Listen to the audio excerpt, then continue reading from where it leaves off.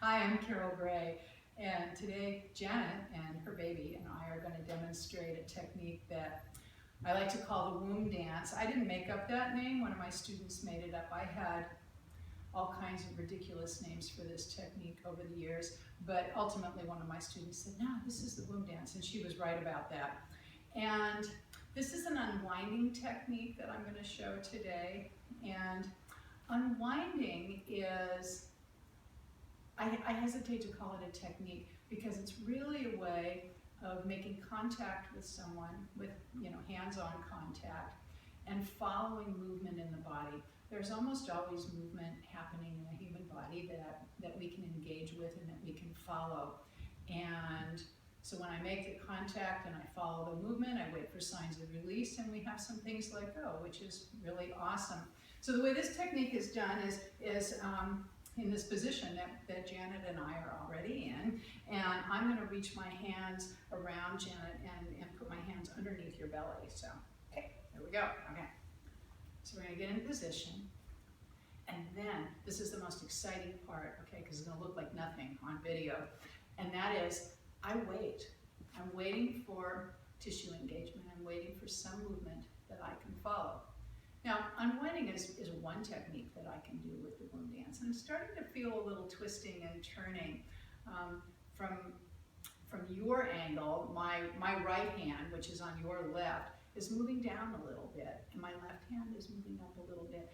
I don't know that those are movements that we can really see on this video because they're very small, but I'm simply following them. I'm not pushing them. I have no idea where Janet's belly is going to go. And I'm simply following and waiting for signs of release. The body has great wisdom about how to be positioned to allow for a release process to happen. The uterus has a lot of support structures.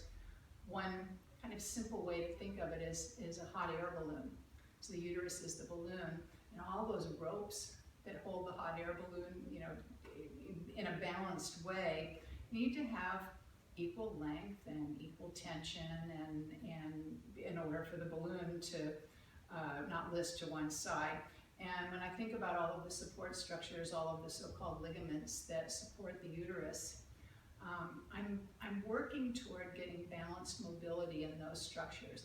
And when that happens, Janet's baby has a little bit more room to move around, and her uterus has more freedom of movement. The lower segment of the uterus itself also gets to unwind itself, and Janet's baby is kicking me. This little baby is really excited about this process. Every once in a while, there's a foot or something right here, a little knee. Every once in a while, I'll feel no movement that I can follow, and I can induce a little bit of movement, and just say, oh, how about a little bit this way? How about a little bit that way? Sometimes I might go in the direction that she likes to go, and other times I might go in the direction she doesn't like to go. But gentleness is really what this is about. This is gentle, right, Janet? Oh, completely, yeah. Yeah, it almost feels like nothing or very little. If I'm using any kind of pressure to encourage movement, the amount of pressure I'm using, I'm going to take my hands away for a second here. I have a great teaching aid in my pocket. This is a nickel. It weighs 5 grams. And the amount of pressure that I'm going to use is a whole lot like that, what the weight of that nickel would be like on your skin. Granted, I have to make contact. But once I've made contact, the amount of force that I'm using to encourage things to move is very, very little. So you can try this out with your pregnant clients.